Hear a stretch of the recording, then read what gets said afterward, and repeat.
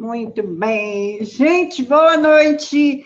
Ó, mais uma live de segunda-feira começando. E hoje a nossa live, ela tem um tema muito importante, né? Nós vamos conversar a partir do programa E Agora José, com o Flávio Urra, vamos conversar sobre o machismo. Ficarmos apenas falando da violência contra a mulher, nós, mulheres, já sabemos como que isso acontece, nós sentimos na pele o que é essa violência, seja ela psicológica, sexual, física, emocional, mas a violência contra a mulher nós sabemos. Nós também sabemos como que o machismo, ele nos destrói, e como também destrói o homem que está vivenciando essa cultura. Então, hoje, nós vamos conversar exatamente sobre isso, né? Como romper ou como destruir essa cultura do machismo a partir do programa E Agora José, que é um programa que o Flávio Urra vai nos contar um pouco sobre esse programa, vai dizer quanto tempo ele existe, né? Quem são as pessoas que acabam indo para esse programa. Então, mas para que a gente possa começar a nossa live, eu vou chamar aqui hoje o nosso queridíssimo Flávio Urra e dizer para ele assim: Flávio, quem é você? Oi, Sol. Obrigado pelo convite de estar aí com você. Coisa boa. Então, eu me chamo Flávio Urra, como formação, eu sou psicólogo e sociólogo. Então, primeiro eu fiz um curso de ciências sociais, assim, mas faltava alguma coisa, sabe? Eu tinha feito esse curso de ciências sociais, mas faltava alguma coisa. Depois eu passei por um processo de terapia, aí me encantei pela psicologia, comecei a ler um monte de livro de psicologia, e aí eu resolvi estudar, né? Aí eu resolvi fazer o curso. Eu estava lendo vários livros de psicologia, e falei, eu vou fazer essa faculdade que deve ser super interessante. Fiz o curso e adorei, assim, foi uma época boa, o curso foi legal. E aí depois eu acabei fazendo um mestrado em psicologia social, que eu aproximei as duas questões. Então, eu aproximei essa questão de como que a sociedade influencia na nossa formação, e depois juntou com a psicologia, que como que a nossa subjetividade influencia na sociedade, né? Então, juntei, ficou muito legal. Acho que as duas formações, uma complementou a outra. E eu trabalho, né? Depois da psicologia, eu tive uma mudança totalmente de rota de trabalho. Até então, eu trabalhei com várias coisas. Eu fui bancário, eu trabalhei como tesoureiro, trabalhei como comerciante, várias atividades. Mas depois da psicologia, aí eu entrei de cabeça nessa questão da psicologia. E em 2001, comecei a trabalhar com gênero, né? Comecei a trabalhar com gênero, com violência contra a mulher, principalmente. E no enfrentamento dessa violência, conversando com mulheres e homens. Então, como foi isso em 2001, quer dizer, já fazem 20 anos, né, que eu venho fazendo essa discussão sobre gênero. Então, aí, assim, para o pessoal que está chegando agora, que a gente já está aí com um público bacana, então nós vamos trabalhar com o Flávio Urra hoje, para que a gente possa compreender como é possível desconstruir ou romper com essa cultura do machismo. E nós vamos fazer esse debate a partir de um programa que é o Agora José. Para as pessoas que não conhecem, para as pessoas que estão chegando agora, então eu vou perguntar aqui para o nosso querido amigo Flávio Urra, o que é e quando nasceu o Agora José, Flávio? Tá. Então, o E Agora José, ele é um projeto que tem duas frentes principais. Assim, é um projeto que fala com os homens, né? A nossa proposta de projeto é conversar com os homens. Principalmente nessa questão do enfrentamento à violência contra a mulher, que é o nosso foco aí de trabalho. E tem duas frentes principais de Agora José. Uma é o atendimento de homens que foram condenados pela Lei Maria da Penha. Certo. Então, são homens que a juíza, aqui em Santo André, a gente tem a doutora Tereza Cristina, principalmente ela, mas tem a outra vara também criminal, que quando o homem ele é condenado pela Lei Maria da Pena, ela faz uma suspensão da pena, ela realiza uma suspensão da pena e encaminha ele para uma pena alternativa. E isso só nos casos, assim, que a pena é de até 2 anos de prisão. A gente sabe que a Lei Maria da Penha, ela dá até 3 anos de prisão, mas os casos de até 2 anos não iriam para a cadeia mesmo. Os casos até 2 anos não vai, a pessoa só vai presa se ela tem uma pena maior de 2 anos de idade no Brasil, mas de 2 anos de prisão aqui no Brasil, né? Então ela não iria para a cadeia. Só que a gente acha também que se você não fizer nenhum trabalho com esse homem, ele vai voltar a reincidir. Né? A gente sabe que a violência contra a mulher tem um ciclo da violência, que dificilmente a mulher ou o homem saem desse ciclo se não tiverem ajuda. Então, para a mulher sair da violência, precisa ter todo um trabalho da rede de fortalecimento para as pessoas. E o homem também, se o homem não tiver nenhuma conversa, se não fizer nenhum processo de reflexão, ele não sai também, ele não muda sozinho. Então, a gente tem essa proposta, então, de atender esses homens, e a gente recebe esses homens, então, da Central de Penas Alternativas, e faz um trabalho com eles, né, que depois eu posso te falar um pouquinho mais do trabalho. Claro. E assim, quando é que nasceu Agora José? Porque eu sei que também tem aí alguma coisa com o laço branco, né? Então, vamos... Legal. Então, e aí, mas tem uma outra frente que a gente tem no Agora José é formação de multiplicadores, que nem lá no Agora José a gente tem facilitadores.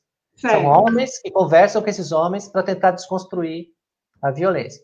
Então, a gente tem uma formação que a gente faz com multiplicadores. Então, essa formação a gente já realiza ela há 5 anos. E, ao mesmo tempo, do Agora José. O Agora José, a gente implantou ele em 2014. Né? Então, foi o ano que ele... 22 de outubro de 2014 foi nosso primeiro grupo. E, em 2015, nós começamos a fazer o primeiro curso de multiplicadores. Então, aí, os homens que iam se formando, alguns deles entraram para o Agora José para ser facilitadores. Né? Então... essas pessoas que trabalham com a gente fizeram a formação. Quando a gente começou, em Santo André, você sabe disso, a gente tinha uma secretaria de política para mulheres. Sim. A Silmara Colchão era a nossa secretária de política para mulheres, e a Silmara foi fundamental, assim, foi ela que articulou com o Tribunal de Justiça e com a Central de Penas para a gente criar o programa. Então, a Silmara me convidou para fazer esse trabalho. Então, quando eu comecei o trabalho em 2014, eu fui contratado pela prefeitura para realizar esse projeto. Então, a gente começou com um formato institucional mesmo, municipal. E aí a gente realizou, então começamos lá em 2014, só que quando terminou a gestão, o prefeito que entrou, ele não quis, assim, fechou a Secretaria de Política para Mulheres, sim, e ele não quis continuar o projeto com a gente, sabe? Eu fui lá, conversei com o secretário de assistência, o secretário, sim, eles gostaram do projeto é muito legal, mas não quiseram dar qualquer tipo de apoio para a realização desse projeto, né? Então, na época, isso foi em final de 2016, né, início de 2017, nós, então, recorremos a uma ONG, é uma ONG chamada Entre Nós, Assessoria, Educação e Pesquisa. Essa ONG, eu já participei dela, eu sou um dos fundadores dessa ONG, e aí, com essa ONG, nós passamos a assumir, então, o projeto E Agora José. A ONG começou, então, a fazer o trabalho, e a juíza repassa para nós, sabe, a juíza em Santo André, repassa um valor de penas pecuniárias. Penas pecuniárias é um valor, assim, que quando uma pessoa tem uma pena que ela pode pagar em dinheiro, por exemplo, um crime de meio ambiente, um crime de trânsito, um crime que ela cometeu, e ela pode pagar em valor, né, em pecúnia. E a juíza reverte esse valor, então, para a ONG. E com esse valor, então, a gente consegue manter o programa E Agora José. Não chega a ser assim, nós, os facilitadores, a gente não chega a ter salário, né? Mas dá uma ajuda de custo, assim, tem mês que dá, né? Nem esses meses que nós estamos em pandemia, não entrou nenhum recurso. O ano passado até que entrou um valor que deu para a gente dar uma ajuda de custo para os facilitadores. Mas é uma ajuda mas é importante sabermos que quando alguém paga essas penas, né, esse valor ele retorna para a sociedade. Isso é importante saber, sim, né? Sim. Não, e até só, porque esses valores, todo Tribunal de Justiça tem, sabe? E a gente não sabe como ele é usado. E quando você lê lá a lei que foi escrita para as penas pecuniárias, é para isso que ela foi feita. As penas são para ser usadas tanto com as vítimas como com os agressores, de família. Né? Então, a pena já é para isso, só que a gente não sabe exatamente como que é, né? Tem tantos tribunais de justiça e a gente não sabe esses recursos como são aplicados, né? A gente não tem informação. Agora, Flávio, me diga uma coisa, né? O que levou você, né, estar à frente de um projeto? Porque eu te conheço há muito tempo, nós tínhamos um amigo em comum, que era o professor Sandro, né? Então a Sim. gente conversava bastante. Mas o que levou você a atuar com homens agressores? E quem são esses homens agressores? Porque o Leandro sempre me dizia o seguinte, Sol, homem ele não é professor 24 horas, e ele me fez compreender algumas coisas, mas agora eu queria que você contasse um pouco isso. O que te levou a atuar e quem são esses homens agressores? Legal. Bom, eu fui, eu até digo assim, né, que eu fui inserido nessa discussão através do movimento feminista. Quando nós tivemos lá no ano 2000, 2001, nós tínhamos uma política municipal em Santo André que tinha políticas de gênero. Então, isso já lá no ano 2000, 2001, existia políticas de gênero, e eu fui convidado a fazer parte de um programa da Prefeitura de Santo André, em parceria com uma ONG, que era o CES, Centro de Educação para a Saúde. Era um projeto muito interessante, que assim, era o Santo André Mais Igual, o nome do projeto. Que era assim, era uma verba que vinha da Comissão Europeia, essa verba vinha, era uma verba que ia ser usada na urbanização de 4 favelas, e ao mesmo tempo que ia ser construído as casas, as ruas, né, a comunidade ia ser construída, entravam os programas sociais, para a gente fazer oficinas com as crianças, tinha um projeto que tratava com as crianças, o Sementinha, tinha um projeto que falava com as pessoas idosas, com pessoas com deficiência, tinha vários projetos para tratar das várias temáticas. E eu era da equipe que falava sobre gênero. Então, eu fui contratado, o programa que eu participava chamava Programa Gênero e Cidadania, e a gente era destacado para fazer conversas nessas 4 comunidades, com grupos de mulheres e homens, e grupos mistos, para falar sobre violência contra a mulher. Então, era Tamarutaca, Palmares, Capuava e Gamboa. Isso. Eram as 4. Isso mesmo. Então, eu fui assim, então eu fui inserido nessa discussão, eu fui convidado, eu, assim, já tinha uma certa reflexão sobre isso, não explícita, mas era mais de incômodo pessoal. Eu nunca me identifiquei muito com esses estereótipos machistas, então eu passei por uma série de questões na infância, na adolescência, essas discriminações que os homens fazem, essa coisa que você tem que se mostrar que é macho para ser respeitado nos grupos de meninos. Então, eu sempre preferia muito mais ter amizades com mulheres do que com homens, né? Porque com as mulheres você conversava de outras coisas, e os homens não. Os homens tinham aquela coisa muito rude, bruta, né? De o tempo todo uma violência permanente. Então, eu já tinha essa dificuldade. Até eu tenho uma psicóloga, né, só, que eu faço terapia com ela, que ela me diz uma coisa assim, bem legal. Ela fala assim, Flávio, você conseguiu fazer uma coisa rara, você conseguiu transformar o seu sintoma no seu trabalho. Né? Então, essa dificuldade que eu tinha de lidar com os homens acabou virando o meu trabalho, né? E por isso ela dizia assim, por isso que você se dá tão bem nesse trabalho, né? Porque tem tudo a ver com você, tudo a ver com a sua história, com as coisas que você viveu, com as coisas que você vive, essa desconstrução interna, né, que a gente faz. E isso entra na questão que você fala, dessa coisa que você citando, né, o Leandro Andrade, que o Leandro, ele tinha uma série de conceitos que ele construiu, e ele dizia isso mesmo, que o homem, assim, ele cometeu um ato de agressão. Aquele homem cometeu um ato de agressão. Assim como eu já cometi atos de agressão, assim como todo homem já cometeu atos de agressão, assim como toda mulher já foi vítima em algum momento de alguma violência, né? Porque toda mulher já foi vítima de algum tipo de violência. Então, é um ato de violência. Mas isso não transforma essa pessoa, botar o estigma dele, ele é um agressor. Como se isso fosse uma marca que tivesse nele para a vida toda, como rótulo, né? É o agressor. E nem sempre, né? Então, tem pessoas que cometem um ato violento, que a gente não pode perdoar esse ato, eu acho que a gente tem que se responsabilizar por esse ato, mas é um ato que não é a personalidade dessa pessoa.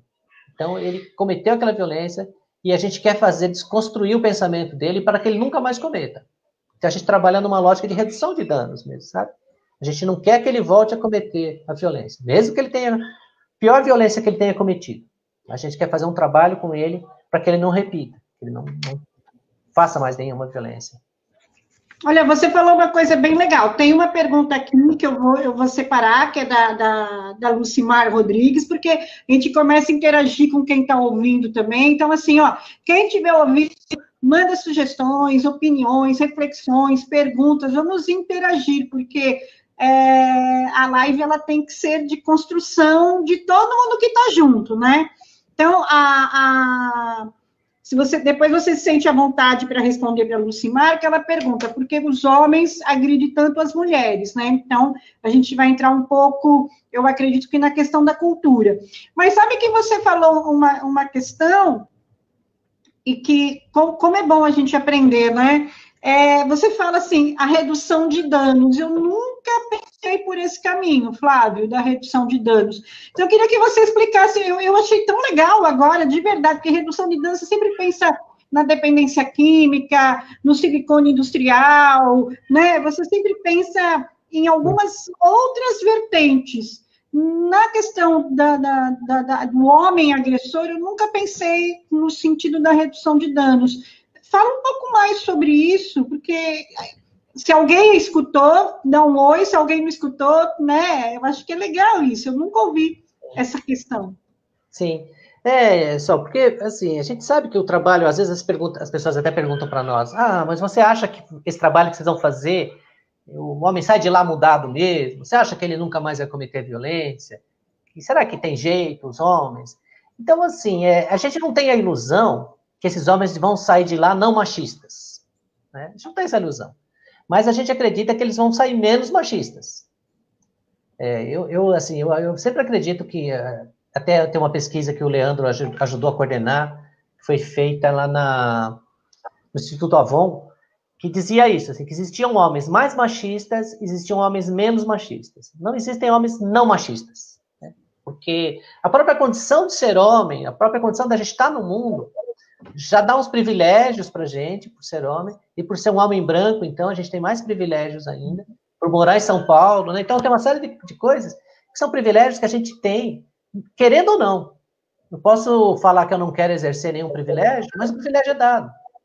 Eu ando na rua, nas calçadas, aquilo, né? Eu ando nas ruas, nas calçadas, à noite, não tenho medo que os homens vão mexer comigo, eu entro num bar, assim, eu sei que as pessoas não vão mexer comigo, eu estou na rua por ser branco, né? Às vezes estou de madrugada, posso dar um sinal e um táxi para mim à noite. Então, são privilégios que a gente tem, são privilégios do machismo. Então, sendo ou não machista, eu me beneficio dessa sociedade machista, né? Eu tenho ganhos com isso. Então, mas aí assim, então, responde aqui a pergunta da Lucimar. Por que os homens agridem tanto as mulheres? Então, é construção social. Nós aprendemos a cometer violência, né? Nós, homens, nós somos educados para cometer violência. A gente, desde a infância, desde os primeiros grupos de meninos que a gente começa a fazer, aqueles grupos de homem, você pode reparar nos meninos que estão em grupinho, brincando, jogando bola, brincando de lutinha. A gente está aprendendo violência naqueles grupinhos, aprendendo discriminação. Os meninos são extremamente, assim, essa coisa que eles chamam de bullying, né? Que é você agredir o outro, você machucar o outro. Isso é um padrão de comportamento na infância. Aí tem as brincadeiras infantis, que tem uma série de brincadeiras onde a gente aprende mais violência, mais machismo. A gente tem a aprendizagem sexual, que é a nossa aprendizagem erótica dos meninos, é feita nesse grupinho de homens, onde os homens aprendem a usar a mulher como objeto sexual, e aprendem a discriminar, e criam a homofobia, a misoginia. Então, a gente é todo preparado para exercer violência. Você vê que um homem, a gente como homem, não pode fazer carinho no outro homem, né? Nosso toque, o único toque que a gente pode dar num outro homem é o tapa, é a violência. Esse é aceito. Isso na rua você pode ver, que se os homens se encontrando, eles dão uns tapas, assim, né? Agora, se um homem dá beijo no outro, aí é o fim do mundo, né? Que um homem não pode fazer carinho em outro homem. E a gente é preparado, então, para exercer essa violência. Nós, mulheres, se a gente está num bar, num restaurante, eu chamo uma outra mulher, vamos comigo no banheiro, né? Nem pensar, né? Chama outro homem para ir no banheiro, né? E isso... Exatamente, né? Que bobagem tão grande, né? Eu vejo isso. Então, assim, eu queria que você trouxesse para nós, toda essa sua experiência, né? E como eu falei aqui para quem está chegando, o objetivo dessa live não é discutir a violência contra a mulher, porque essa nós discutimos, nós conversamos, nós mulheres sentimos. Hoje é conversar sobre quem são os homens agressores, por que eles são agressores, e perguntar e trazer agora essa provocação para o Flávio, né? Nessa sua experiência toda, com esse trabalho com os homens, com essa questão da redução de danos que você trouxe, que é uma coisa bem, bem legal, né, que eu vou começar a pensar nesse termo também, você pode ter certeza disso a partir de agora. Eu te agradeço por ter me ensinado a pensar, né? Quais são os principais pontos, Flávio, que você vê que é possível reduzir ou desconstruir mesmo essa cultura machista? Uhum. E aí depois tem uma outra pergunta aqui, uma pergunta não, tem uma reflexão aqui de Daniel Sucurato. Tá? Ele está falando, essa repressão afetiva pode virar um ato violento por ter sido violentado antes nessas emoções. Né? Então, se você quiser comentar, você também comenta, e aí... Eu acho que até, Sol, tem aquele filme que você já viu, que é O Silêncio dos Homens, né? O Silêncio dos Homens trabalha com essa questão, que é como que a gente, como homem, reprime todos os nossos sentimentos. O único sentimento nosso que costuma sair, tudo é canalizado para raiva. Então, tudo que a gente canaliza para raiva. Então, se você está triste, vai para raiva. Se você está carente, vai para raiva. Se você está... qualquer sentimento, felicidade, tudo, o único mecanismo que a gente tem de saída é a raiva. Então, a gente tem uma frustração interior, uma incapacidade de lidar com os próprios sentimentos. Então, nós homens, a gente é ensinado a negar os sentimentos, né? A negar aquela coisa, se você engole o choro, se você apanhar na rua, vai apanhar em casa, você está triste por quê? Você parece uma mulherzinha, sabe? As coisas que são ditas para os homens, para os meninos, fazem com que os meninos neguem totalmente seus sentimentos. Entre os homens, a gente não tem conversa com os amigos, por exemplo. Isso é muito comum entre as mulheres. Entre homens e mulheres também. O homem falar dos problemas para uma mulher, mas nenhum homem fala dos seus problemas para os homens. Se eu encontro com um amigo meu e ele pode estar mal o que for, você perguntar como é que ele está, ele vai falar, não, estou bem, está tudo bem. Não vai falar dos sentimentos, dos problemas que tem. E isso a gente sabe que tem uma carga enorme, né? Uma tensão enorme. Quando os homens têm problemas, eles se fecham. Em vez de eles se abrirem, falar que... A gente vê as mulheres, sempre tem uma meia dúzia de amigas que ela pode ligar para falar dos problemas dela. Ou a mãe, ou uma irmã, uma prima. Os homens não têm. Os homens não têm ninguém para ligar. Então, eles se fecham. Ele está com problema, ele se fecha. A gente sabe que o índice de suicídios é muito enorme nos homens, né? Os homens são os que mais cometem suicídio. Porque essa falta de contato, né? De fazer contato com os outros e falar. Poxa, eu estava pensando aqui, né? Por exemplo, quando nós, mulheres, ligamos para uma outra para falar que está com algum problema, a frase que geralmente a gente recebe é assim, nossa, poxa, mas você é forte, hein? Você está segurando essa barra, que forte que você é, né? Então, é colocado como se fôssemos fortes por estar segurando um problema. O homem, ele é visto como, você é fraco, cara. Né? Você não consegue segurar isso? É um pouco por aí, Flávio? Sim, essa construção? É por aí. Se você vai falar de um assunto desse, vai vir isso mesmo. Larga a mão, de ser besta, de ser frouxo, né?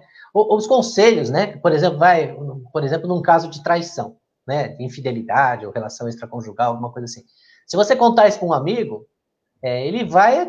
Imagina os conselhos dele. Vai assim, mata esse aí, mata ela, mata ele, acaba com os dois, né? Eu dava uma surra, né? Assim, os conselhos que os homens dão uns para os outros são os piores possíveis.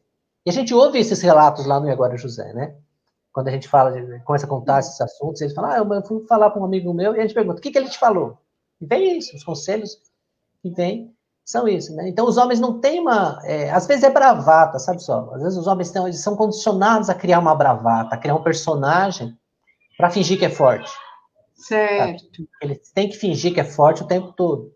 Mas é máscara, né?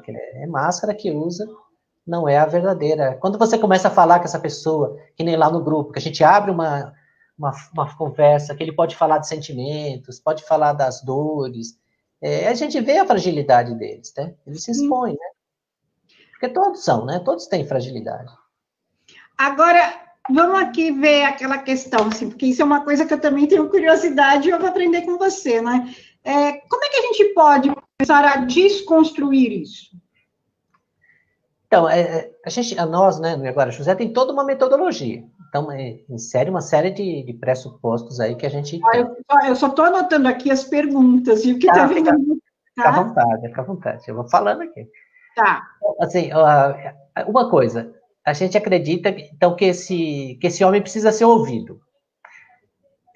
Uma coisa, né, só acho que antes de falar sobre isso, é importante a gente saber que, assim, esse trabalho que a gente faz parte da rede de enfrentamento à violência contra a mulher.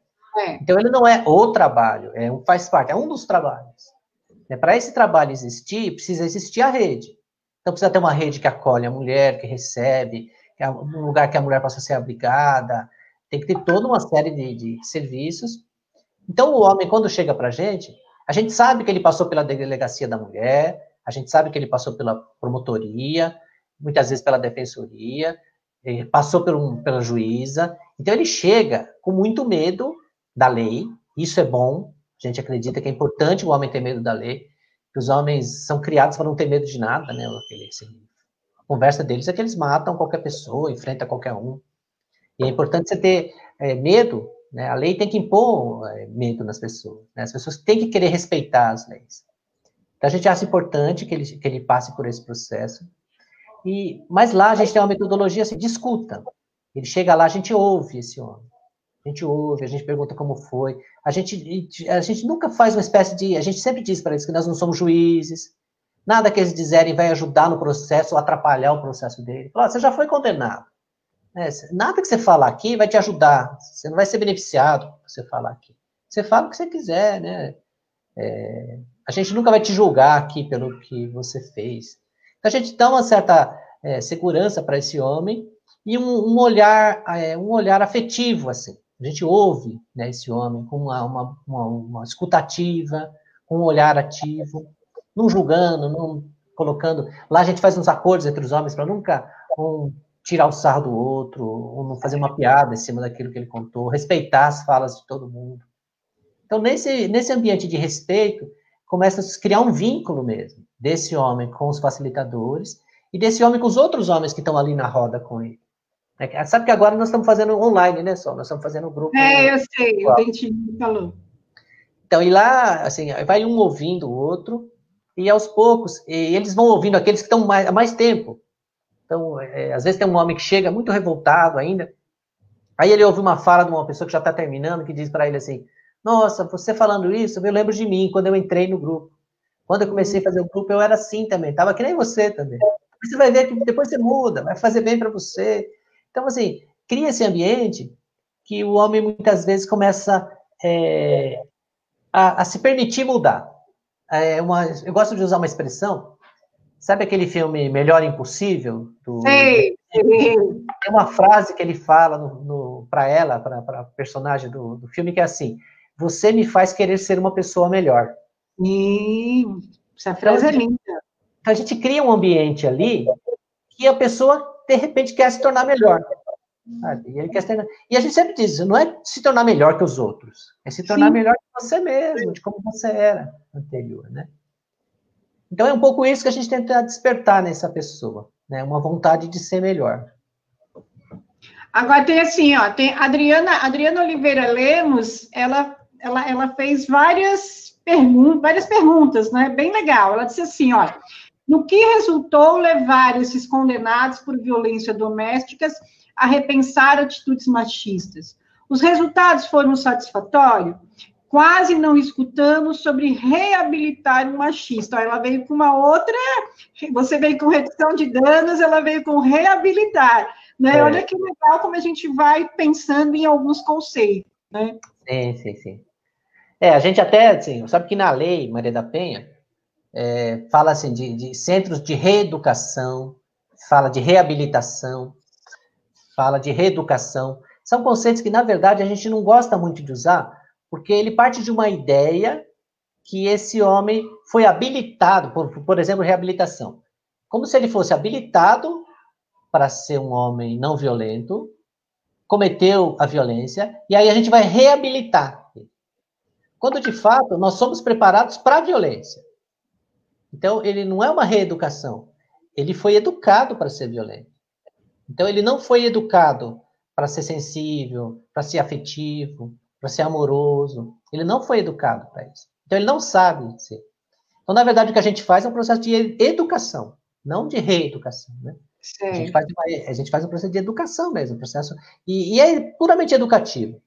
Lógico que entra essas questões psicológicas, né, que a gente utiliza quando tem as ferramentas, mas é um processo de educação mesmo, dessa educação bem olho no olho, dessa educação, vamos junto, eu não sou melhor que você, essa educação que é troca, né? Troca, não é uma coisa vertical, mas é uma troca. Você sabe que hoje eu vi uma cena na TV e que eu fiquei pensando no que a gente ia conversar hoje, né? É um pai que ficou 30 dias hospitalizado por conta do Covid e um menininho de uns 4, 5 aninhos na maior fissura de encontrar esse pai, né? Assim, a saudades imensa. Quando o pai chegou, o pai foi fazer toda a higienização, tudo mais. Aí, quando o menino foi para a sala, você percebia assim que o menino estava segurando o choro. Aí, de repente, um adulto falou para o menininho: você quer chorar? Pode chorar. Então, só quando você pode chorar, o menino desatou no choro. Uhum. E aí, o menino chorou muito. E eu fiquei pensando, mas se fosse uma menina, ela estaria chorando e ninguém ia autorizar ela a chorar, né? Por que autorizou o menino? Isso é isso que a gente percebe, né, Flávio? Que, na realidade, eu não estou aqui justificando a violência contra a mulher de maneira nenhuma. Nós sabemos que essa violência custa vidas. Uhum. Nós sabemos que nesse momento que a gente está passando, alguma mulher está sofrendo algum tipo de violência, né? Uhum. Não é isso. Mas a gente também não pode olhar e dizer que muito dos homens que são também frutos de uma violência. Uhum. Né? Muitos desses homens, eles também vêm de uma família violenta, não vêm? E eles acabam reproduzindo. Isso aparece nos grupos? Como é que vocês trabalham isso?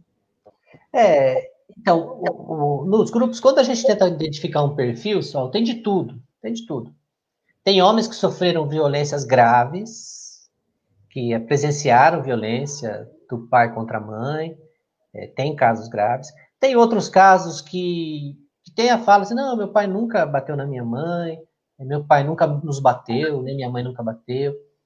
Tem de tudo, sabe? Assim, não é uma regra, né? Que todo homem que apanhou vai bater também. Outro dia eu estava numa mesa de debate, super interessante, assim, tinha 3 pessoas que tinham sofrido violências extremas. E os 3 se tornaram ativistas pelo fim da violência. Então foi muito bonito, assim, né? Então não é uma regra, mas que isso influencia, assim.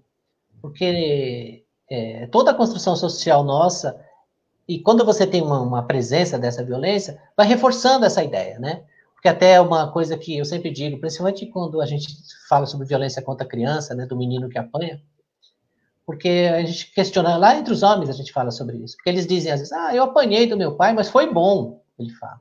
Foi bom, porque eu era difícil, eu era abusado, então meus pais me educaram, né? Então é isso, aí a gente começa a questionar, mas o que você aprendeu de fato, né? Quando você está apanhando, o que você aprende é que a gente pode bater nas pessoas que a gente ama.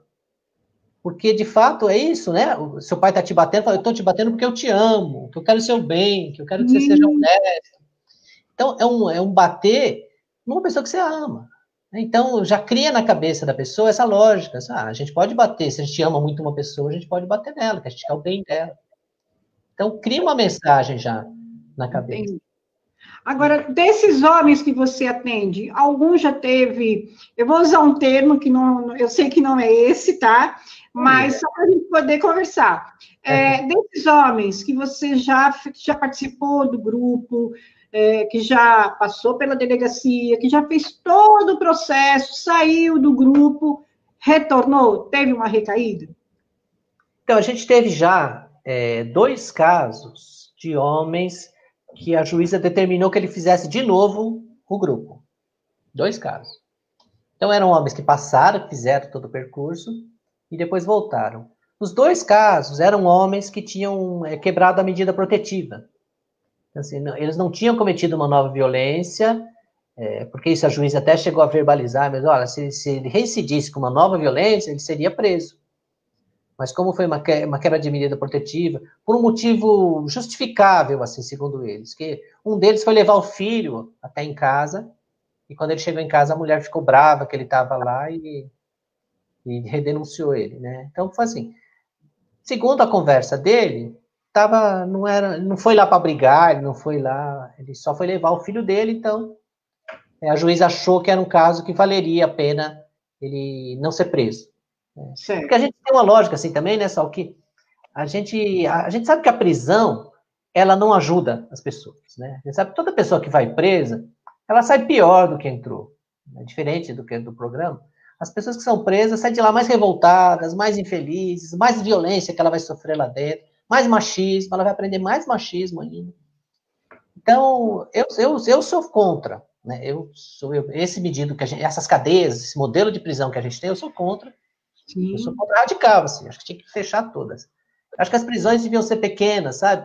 Até uma coisa que eu gosto de dizer, assim, que um dos projetos que a gente tem é criar casa-abrigo para os homens, né?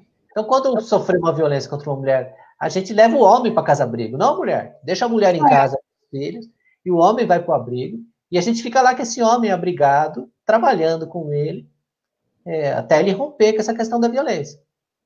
E se ele for lá cometer de novo, volta para o abrigo.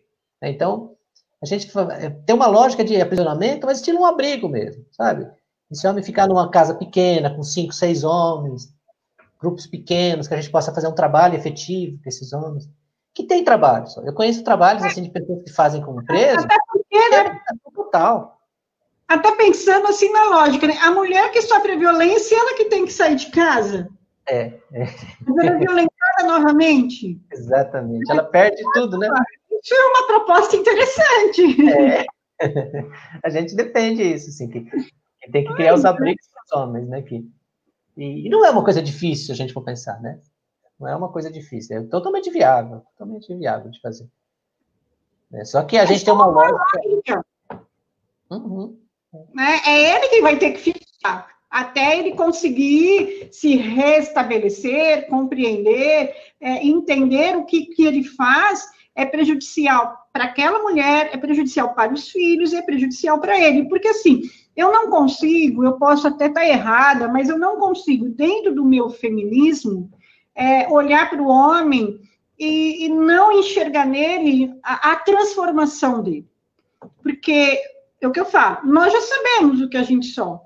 O que a gente tem que trabalhar é para que os homens rompam o machismo, para que eles que eles consigam identificar que tem a masculinidade tóxica nele, que eles sofrem porque eles não choram, né?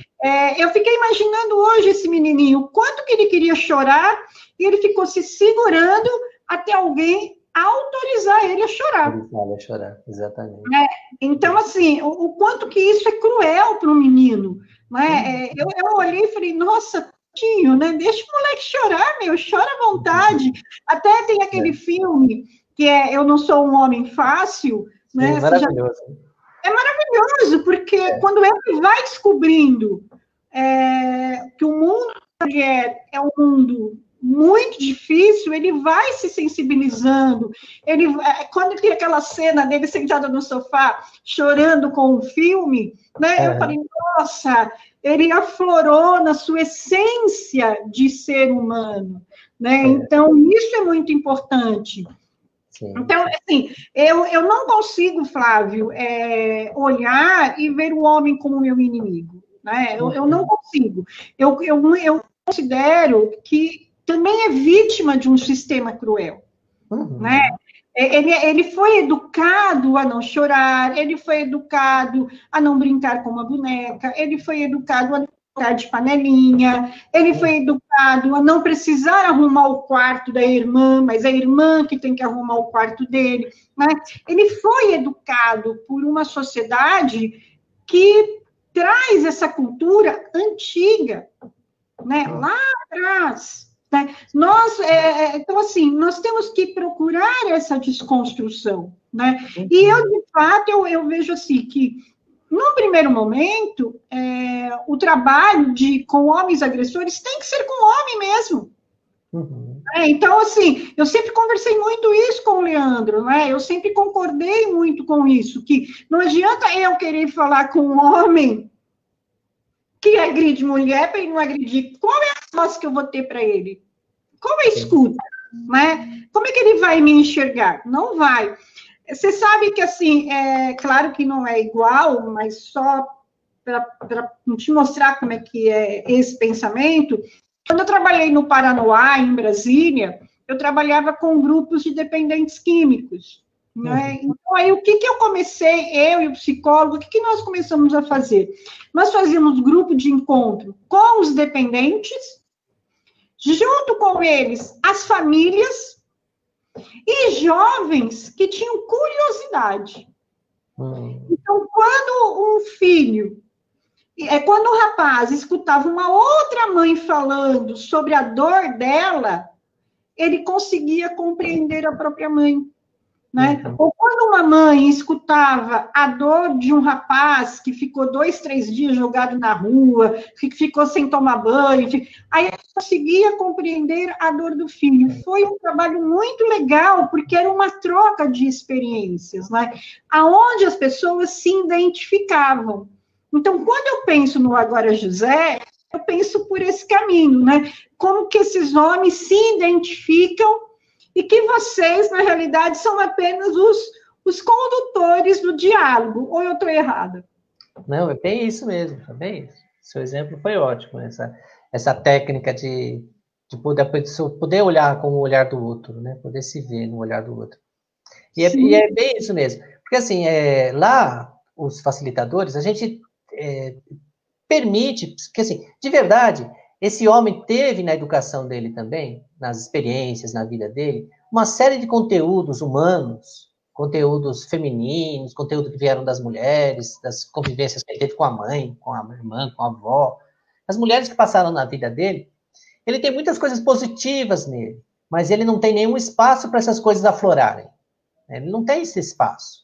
Todos os espaços que a gente frequenta são espaços machistas, espaços brutos, que não permite isso aparecer. E lá no grupo, como a gente faz um ambiente... eu penso até na minha vida, assim, eu lembro dos espaços que eu tive, só com homens, todos eles foram machistas. Eu não lembro de nenhum espaço, mesmo se você for pensar, vamos pensar em espaços políticos, ou espaços de educação, ou espaços religiosos, quando junta só os homens, o machismo predomina, o discurso machista predomina. Então, a gente não tem lugar para falar de outras coisas. E como a gente cria ali um ambiente diferente, a gente não gosta das piadas machistas, a gente evita um prejudicar o outro, um fazer uma brincadeira maldosa com o outro, você vai permitindo ali que eles se mostrem outros lados dele. E às vezes a gente até surpreende, né? Fala assim, nossa, esse homem participou só desses 2, 3 encontros e já está com essa fala boa. Mas é que ele tinha já esse conteúdo dele, mas quando ele não pode falar em lugar nenhum sobre isso. Então, quando você cria um espaço favorável, e ele fala sobre aquilo, e os outros respeitam, então é um estímulo, né? Ele continua falando sobre aquilo, e ele vê que falar sobre essas coisas é bom. É positivo. Por exemplo, o que eles falam, você percebe que ele gostaria de falar e nunca pôde? Então, um exemplo, né? Estilo esse que você falou do chorar. Teve um homem lá que uma vez contava assim para nós. Eu fui levar meu filho de carro para casa, meu filho apareceu lá em casa, meu filho tem 10 anos, apareceu lá em casa, falou que a casa estava faltando comida, que não tinha coisa. Então, eu fui com ele no mercado, comprei algumas coisas e levei. Aí falou que cheguei parei o carro na frente quando eu parei o carro na frente da casa da minha ex-mulher, ela viu o carro, saiu brava lá, porque eu estava com ele, que eu tinha pegado ele, e ela não me ouvia, e ela começou a me xingar. Ela me xingava, ela fala assim, e ele falava no grupo, ela me chamava de lixo. E falou, isso me machucava tanto, você é o lixo, você é o lixo. E ele lá dentro do carro, então ele queria responder, mas aí ele falava, eu lembrava do grupo. Eu lembrava do grupo, não posso responder, eu não posso ficar bravo. E aí ele tentava, não conseguia, aí ele começou a chorar. Ele começou a chorar. Aí ele fala que o filho dele, né, o filho de 10 anos, foi lá, mãe, para, né, ele tá chorando, né, eu que fui lá na casa dele. E aí nessa cena, quando ele relata isso no grupo, a gente pergunta, né, para os outros, o que vocês acharam dessa atitude dele? O que vocês acharam? O que acha que ele devia ter feito? E os homens falaram, não, ele fez o que tinha que ser feito. Ali naquela hora, ele tinha que chorar naquela hora. Não era para ele brigar, para ele, né? Então, assim, é uma mudança de comportamento influenciado diretamente pelo grupo, né? Porque, e tem homens que falam sobre isso para nós, assim. Às vezes eu estou no trânsito, começa uma briga, alguém me fecha alguma coisa, eu lembro do grupo. Eu falo, não, né, não é hora, né? Vou respirar, conto até 10. Então, a gente passa essa influência, né? A vivência. E deve ser difícil, né, Flávio, para um homem fazer toda essa desconstrução. Não deve ser fácil, né? Não é fácil. Não é fácil porque a sociedade pressiona, né, o tempo todo. Só que tem uma coisa, né, só assim, a sociedade mudou muito em função da mudança que as mulheres tiveram. Porque hoje, pensa bem, né, a gente compara hoje uma mulher de hoje com uma mulher de 50 anos atrás, né, a cabeça dessas mulheres, né, mudou radicalmente. Radicalmente. Só que assim, não é fácil para nós sermos quem somos. Não. Não é fácil. É um preço alto, sim. Não é fácil um homem levantar a voz e você levantar a voz junto. Sim. Né? Porque assim, você quis levantar a voz, então eu também vou levantar. Se você abaixar, eu também abaixo. Né? Ou então você está numa reunião, está todo mundo falando, todo mundo prestou atenção, quando é a mulher que vai falar, o pessoal pega o celular e você tem que, opa, peraí, eu estou falando. Né? E estou dando um exemplo pequeno.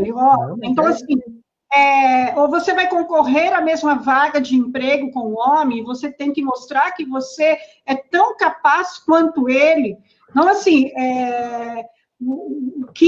a exigência que também está posta para nós hoje, também não é fácil. Nós temos que responder o tempo todo a não submissão. Né? Então, você tem que o tempo todo lutar pela não submissão. Então, só que assim, a gente pode ligar para as nossas companheiras, né? As nossas amigas, a gente pode falar, nossa, hoje o dia foi punk, olha, não foi fácil, olha, hoje eu tive que fazer um enfrentamento, olha, hoje eu tive, entendeu? Então, assim, a gente tem um lugar que a gente pode respirar. Né? A gente não precisa segurar sozinha, né? Porque a gente usa muito a frase, ninguém usa a mão de ninguém, então a gente não precisa segurar sozinho. Mas não é fácil. Né? A gente está mais bruta, nós estamos mais endurecidas, né? Nós estamos aprendendo a viver numa sociedade que exige isso de nós hoje. Né? Assim, como diria Che Guevara, a gente está aprendendo a endurecer sem perder ternura. A gente tem que aprender a endurecer. E eu fico imaginando o oposto. E o homem sair disso, como também não deve ser fácil. Não é fácil, não é fácil. Mas é isso mesmo que está acontecendo. Porque, assim, esses homens, agora, eles estão lidando com mulheres, e mesmo só, se você pegar uma mulher, qualquer mulher, uma mulher da periferia, uma mulher, você vê uma repórter, você vê todo mundo falando sobre isso com uma linguagem feminista. Às vezes a pessoa diz que não é feminista. A pessoa, não, eu não sou feminista. Mas a fala dela, as reivindicações delas são. Então, o discurso feminista chegou para todo mundo, né? Todo mundo repete. E os homens não. Os homens não chegou a essa discussão. Essa fala não chegou. Eles ainda querem ser tratados como... Ele quer tratar a mulher como submissa ainda. Ele ainda quer obrigar a mulher a fazer sexo com ele. Ele ainda quer mexer com uma mulher no ônibus. Ainda quer assobiar na calçada, buzinar na calçada, quando a mulher está andando na calçada. Então, os homens não passaram por essa discussão, mas eles estão sendo pressionados no dia a dia. O tempo todo, que nem chegam homens lá, quando eu falei para você do curso, né, de gênero e masculinidade, Alguns homens vêm fazer o curso dizendo assim, eu vim fazer esse curso porque minha filha de 15 anos fala que eu sou machista, que eu preciso mudar. Então, eu vim aqui descobrir o que é que eu estou sendo machista, o que eu preciso mudar. Tem homens que vêm porque a companheira ameaça. Ele fala, olha, se você não fizer um trabalho, eu vou te separar de você. Então, ele vem buscar. Então, os homens estão sendo pressionados pelas filhas, pelas esposas, pelas mães, para mudar, para ter uma outra postura. E aí os homens estão procurando. Os homens tem homens que estão procurando mudar. Que curso que é esse? Então, esse curso é um curso que a gente faz já desde 2014. Todo ano a gente faz esse curso. Então, esse ano vai ser a 6ª edição. Geralmente, todo ano, a gente consegue fazer alguma parceria para realizar o curso. Então, durante 2 anos, o consórcio intermunicipal ABC pagou o curso, paga os palestrantes, sabe? Na verdade, a gente faz e contrata palestrantes, café, essas coisas assim que um curso básico deve ter, né? Material gráfico, né? Então, esse curso, 2 anos o consórcio intermunicipal custeou, e 2 anos a Defensoria Pública custeou. A gente tem uma escola da Defensoria Pública lá, a EDEP, então ela fez. Só que esse ano a gente até conseguiu, sabe? A gente até tem uma verba lá na Secretaria de Justiça do Estado, só que por causa da pandemia a verba ficou congelada. A verba está parada lá. A gente estava esperando até agora, a gente não começou o curso porque estava esperando essa verba sair. E quando a gente consegue a verba, a gente faz o curso gratuito para os alunos, né? Então os alunos fazem o curso sem pagar. Como a gente não conseguiu mexer nesse recurso, a gente fez uma pesquisa com as pessoas que estavam inscritas para o curso, perguntando se elas aceitariam colaborar, ajudar a pagar o curso. E a maioria, acho que 60% das pessoas que estavam inscritas, disseram que aceitariam fazer uma contribuição para a realização do curso. Então, esse ano nós vamos começar o curso agora em agosto. Então, vai ser de agosto a dezembro. A gente sempre faz no primeiro semestre, vai ser a primeira vez que vai ser no segundo semestre. E a gente vai fazer online também, né? Vai fazer esse curso online, porque não está dando para a gente se reunir. Então, e é um curso que a gente faz assim, principalmente, o objetivo principal, a gente atrai os homens para ser multiplicadores. São homens que estão querendo mudar, ser facilitadores. É difícil vir um falando que está precisando de ajuda. Eles vêm porque eles querem ajudar, né? Eles vêm porque eles querem se tornar multiplicadores e ajudar a enfrentar a violência contra a mulher. Mas a gente aplica neles a metodologia do Gregório José. A gente aplica neles a mesma metodologia. A gente faz ele se ver como homem, se ver como companheiro, como pai, mexe na masculinidade dele. E aí ele sai transformado. Né? Todos os homens que passam por esse curso saem transformados. Eles saem de uma outra forma. Você vê o depoimento deles no final do curso. Eu lembro do depoimento de uma pessoa, né? Eu não vou nem citar quem é, mas era um professor de serviço social. E ele, quando fez o curso, ele lembra da avaliação dele, ele falava assim, puxa, quando eu entrei aqui nesse curso, eu tinha certeza que eu não era machista. Tinha certeza que eu não era machista. Eu era professor de serviço social, lidava com as mulheres o tempo todo. E percebi o meu machismo aqui. Fazendo esse curso, eu identifiquei quanto de machismo eu ainda tenho na minha fala, no meu jeito, na minha postura. Então, são depoimentos que você vê que mexe com a pessoa. Né? E é uma discussão para o resto da vida, né, Flávio? Depois da vida. E não tem volta, viu, senhor? Não tem volta. Porque, a não ser que o cara incorporar mesmo, olha, eu vou ser machista e pronto, porque a gente até usa a expressão do óculos de gênero, né?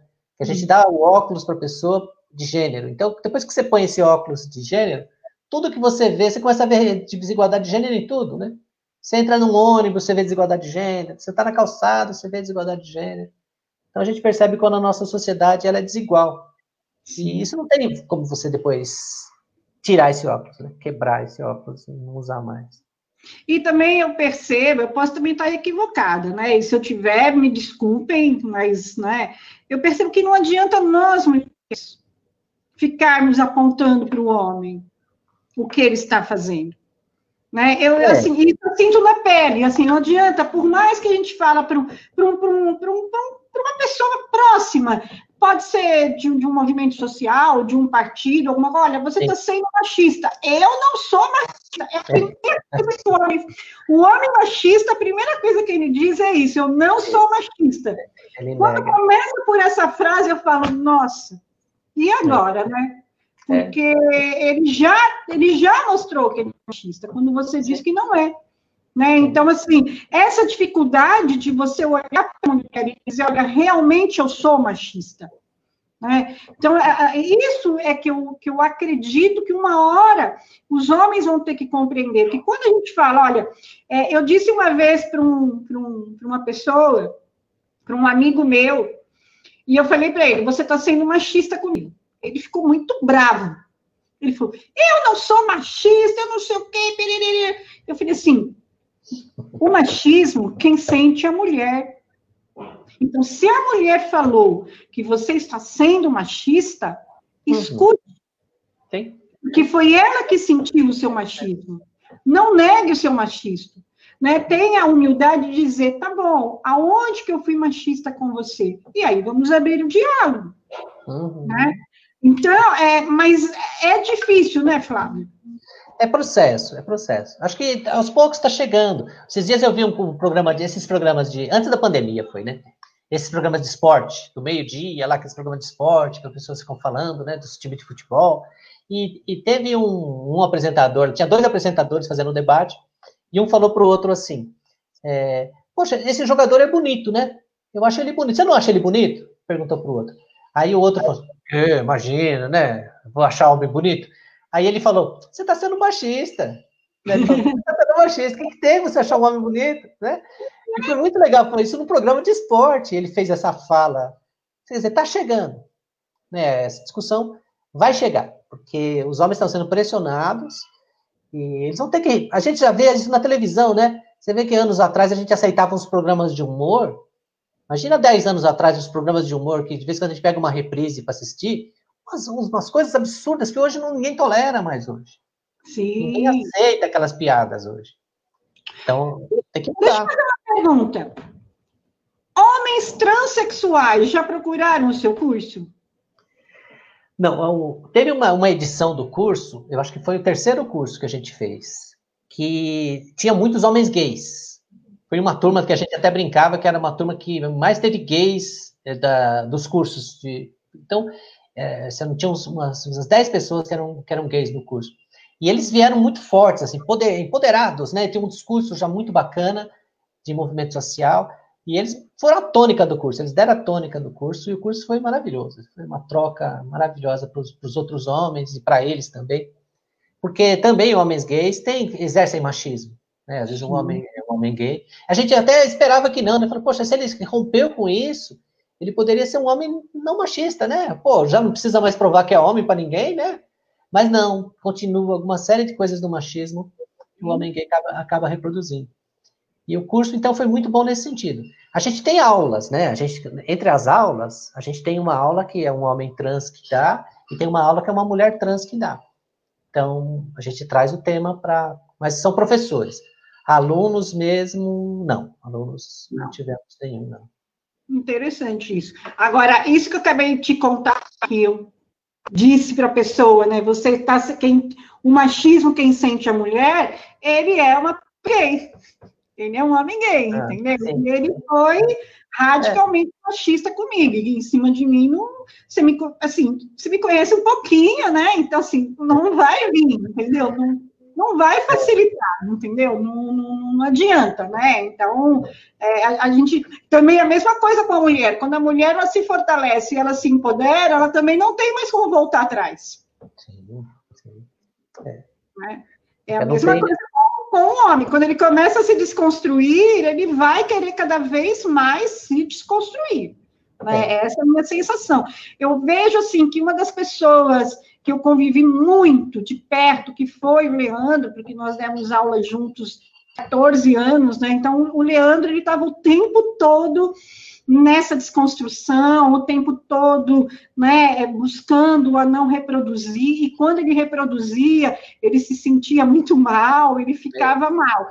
Ó, tem uma pergunta aqui, que agora é que eu vi. A Cláudia Vieira, me sinto bastante felizado por ter sido aluno. Alberico, perfeita explicação, Flávio. Norma, dizendo saudades, Flávio. Agni, não sei se é esse o nome, você me desculpa, trabalho maravilhoso. Maximira Mana, quanto tempo dura o curso para os apenados?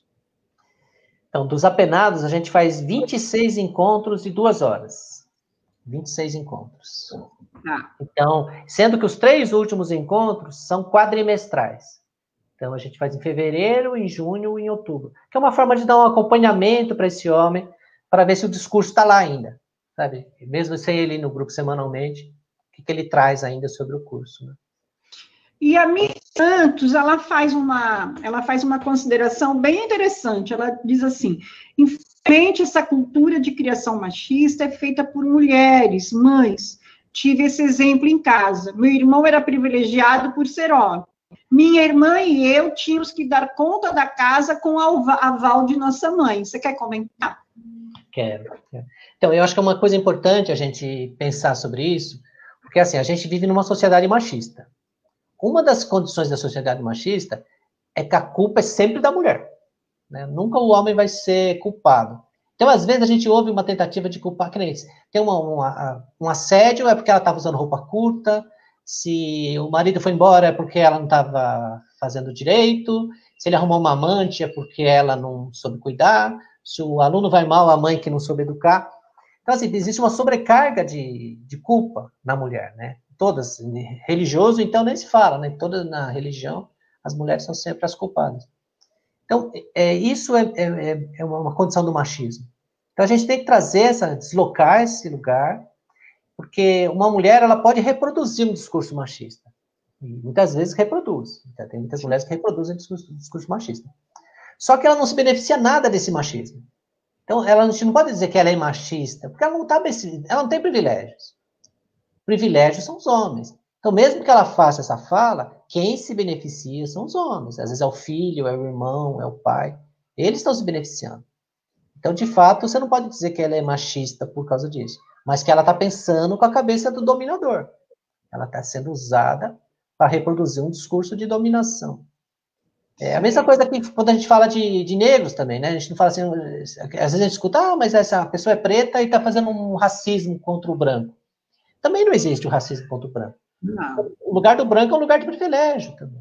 É a mesma coisa, né? Quando ele faz esse discurso, ele faz um discurso depreciando uma pessoa negra, ele está fazendo um discurso porque ele pensa com a cabeça do dominador, né? Ele não tem um pensamento de classe, né? Ele pensa como aquele opressor. Ó, o Carlos Wellington, ele pergunta: essas relações não são estruturais? Como lidar com a educação em massa com relações estruturais em campo aberto? Outra coisa é um espaço, tipo uma ocupação de um prédio ou terreno de movimentos sociais.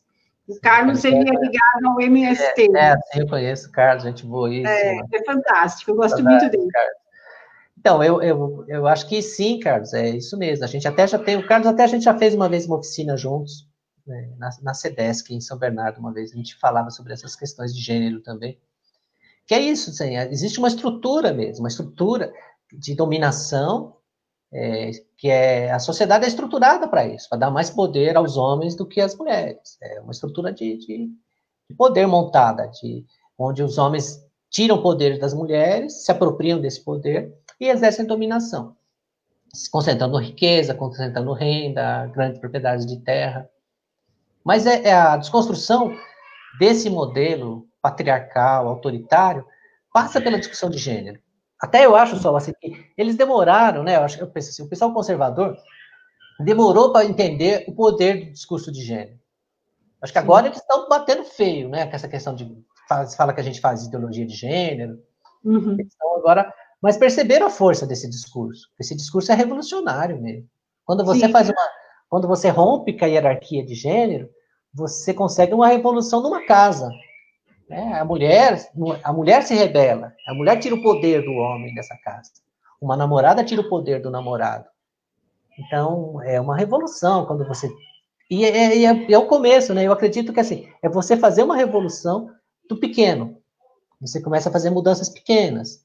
É uma mulher dentro de casa, é uma filha com relação aos namorados, é a professora em relação aos alunos. E essa mudança, você vai mudando a mentalidade da sociedade, ao ponto das pessoas não aceitarem mais ser oprimidas, né? E depois quer justiça em tudo. A gente quer democracia em tudo, né? A gente quer democratizar o dinheiro, a gente quer democratizar os bancos, né? Sim, democratizar os filhos, né? Ontem eu fiz uma live com a Janice, ela é de Mato Grosso do Sul, e o debate foi um pouco isso, a mulher, a maternidade e a política. E uma das coisas que nós conversamos foi isso. Então, assim, o filho nasce e é como se a sociedade dissesse, é todo seu, é somente da mulher, porque se a criança está, ela trouxe bem esse exemplo, se a criança está com o pai e a mãe saiu, e essa criança cai, a primeira coisa que vão falar, nossa, mas ela não tem mãe? Mas espera aí, a criança estava sob o olhar do pai, né? Por que o pai não olhou? Por que tem que isso sempre vir para a mulher? Então, essa desconstrução, é claro que você e o grupo que está com você no Agora José, claro que tudo isso é uma grande semente, né? Os frutos, quem é que vai colher? Né? Talvez a minha filha ou a filha da minha filha que vai conseguir colher esses frutos, porque essa semente ela foi colocada, agora que ela está sendo adubada, ela foi jogada e agora que ela foi adubada. Porque uma coisa interessante, você estava falando, né? Na década de 80, eu trabalhava no Sindicato dos Couros, lá na Luz.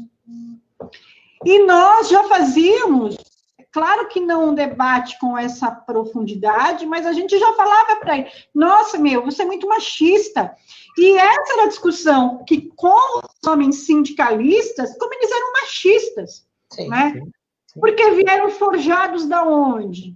Né? Então, assim, naquele período, o nosso entendimento, ele era diferente nosso. Nós também, mulheres, não tínhamos tanto acúmulo nessa discussão, né? Mas a gente conseguia identificar que aqueles companheiros de esquerda, militante, que trabalhava por uma sociedade diferenciada, por uma sociedade igual, por uma sociedade socialista, mas eles são machistas, né? E isso era muito contraditório. Então, hoje, eu também percebo que os homens mais de esquerdas, que os homens de sindicato, que os homens que têm uma militância, como o Carlos, né, que também busca essa desconstrução. Mas é como você mesmo falou, né? Não é uma desconstrução fácil. Não. Ela é dolorida. E com os homens tem que ser longa, viu, Sol? Com os homens tem que ser longa. Por quê? Porque, assim, a gente percebe que, às vezes, uma mulher, numa palestra, numa oficina, você falou sobre isso, a mulher, na hora, percebe. Puta, eu estou sofrendo essa violência, eu estou numa relação abusiva, eu fui a vida inteira subjugada. A mulher percebe muito rápido, porque ela está sendo a dominada no processo, né, de dominação. Ela é a vítima. O homem não. O homem não. O homem, ele se beneficia do machismo. A gente se beneficia do machismo. A gente tem privilégios com isso. Então, é mais difícil dele identificar esses privilégios e abrir mão desses privilégios, né? Porque a hora que você identifica que você está tendo um privilégio ali, e os homens... E é muito interessante, porque os homens não conseguem enxergar esse privilégio. Porque os homens também sofrem uma série de dominações. Eles sofrem dominação com o dono da fábrica, com o dono da terra, com o empresário, com os banqueiros. Se ele for um homem pobre, se ele for um homem negro, sofre uma série de discriminações. Então é difícil ele identificar assim, eu exerço dominação. Mas exerce, principalmente em relação às mulheres. A gente até diz que essa construção social que a gente tem hoje, da sociedade, da forma que a gente vive, o único bem que o homem pode ainda lutar, que ele luta, né, para ter, é a posse das mulheres. Os homens lutam para ter a posse das mulheres, né? E eles lutam por isso, e como coisa. É um tratamento de mulher como coisa, não é um tratamento de mulher enquanto pessoa, enquanto sujeito, né? E isso está muito impregnado nos homens. Vou te perguntar o seguinte, se a gente fosse falar, se a gente fosse indicar livros para as pessoas entenderem o que é violência contra a mulher, né? A gente tem uma série de questões. Uhum. Qual livro você indica para os homens se compreenderem como machista e para compreender a sua desconstrução? Você tem algum na cabeça? Eu sei que a gente... Tem alguns. Né? Então, inclusive, quando a gente faz o curso lá de gênero e masculinidade, cada curso a gente dá um texto para os alunos lerem o texto, e a gente lê aquele texto, e aí a gente debate, apresenta. Tem uma série de discussões, com vários ângulos, né? Tem os que eu uso, né? Tem um livro que chama Feminismos e Masculinidades, que quem coordenou foi a professora Eva Blay. Inclusive, está disponível em PDF. Quem jogar no Google, aí joga no Google Feminismos e Masculinidades, baixa o PDF que você pode ler. Esse livro tem artigos ali, que nessa época foi em 2012, e foi um seminário que a gente fez na USP, junto com a professora Eva Blay, que nós convidamos os homens que naquele momento eram referências nesse trabalho de masculinidade no Brasil. Então vieram homens de vários locais do Brasil, o Leandro, inclusive, um deles, né? O Leandro, o Sérgio Barbosa, o Benedito Medrado, o Marcos Nascimento. Foi assim, cada um produziu um texto. O Davidson, né, que você conhece o Davidson também. O Davidson faz um texto super bonito sobre a questão da masculinidade negra. Então, esse livro, ele é muito bom nesse sentido, para discutir masculinidades. Isso que a gente está discutindo hoje aqui. Agora, tem outros textos bem impactantes, que a gente usa muito a teoria de masculinidades de Ryan Connell, né? Então, masculinidades, está em inglês, né? A Ryan Connell. A gente discute ler John Scott, gênero, né? Para você entender gênero. A gente também faz um resgate para a gente entender a construção social do machismo. Então, tem um livro que eu gosto de usar bastante, é do Jurandir Freire Costa, que é aquele Ordem Médica e Norma Familiar, que ele mostra muito como foi feito o machismo brasileiro. Esse eu acho que é o melhor livro para falar do machismo brasileiro. Ordem Médica e Norma Familiar. Norma Familiar. Que é a passagem do Brasil colônia, dos grandes proprietários de terra, né? Até a gente falando do Wellington, né? Que estava aí agora há pouco. E o modelo que tem no Brasil ainda hoje é do grande proprietário de terra. Ainda é esse modelo que é o modelo de macho brasileiro, que inclusive está no poder, né? Nesse momento exato. Sim. É a concentração do machismo. Aquele é o poder machista. É a concentração de terra e um descaso para o restante, né? O restante. A pessoa só está preocupada em acumulação de capital só, né? Então, é esse modelo. Então, esse livro é super importante para a gente entender a questão do machismo. Tem um texto do Daniel Lang, também muito bom, que fala do poder masculino. Eu não vou lembrar o nome do texto agora, mas é Daniel Lang. Um texto super bom também. Então, são vários textos, por isso que, assim, que no curso a gente vai aos poucos, sabe? A gente vai pegando um texto, pega outro, para o homem, aos poucos, ele vai passando de um tema mais raso para um tema mais profundo. Até lá, nos últimos encontros, ele poder falar do homem trans, né? Ele poder falar do falocentrismo. Então, a gente tem que ser assim com os homens, tem que ser aos poucos, sabe? Você vai formando um pensamento e com muito debate, que o homem, assim, ele é muito influenciado pelo grupo de homens, né? Por isso que o curso a gente faz um grupo de homens, e esse debate que ele tem com os homens ali, ele vai mudando, ele vai construindo um novo discurso.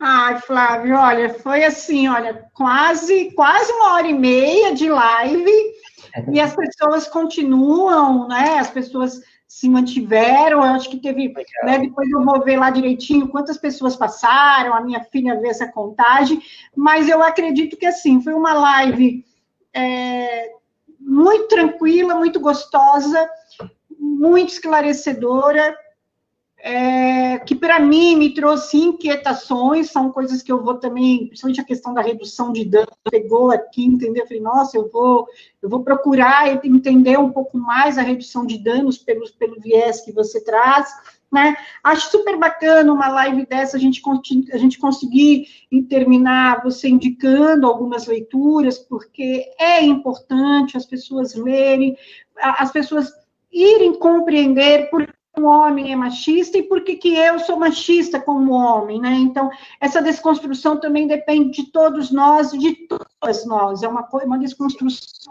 da sociedade. Então, né, o seu curso está aí, quem quiser depois saber mais do curso do Flávio, procure o Flávio, ele tem a página dele no Facebook, E assim, eu só tenho muito que te agradecer por essa sua generosidade de ter vindo, né? Você falou do Sérgio, eu também conheço o Sérgio, então a gente se conhece, né? O grande Leandro, que foi nosso amigo em comum, né?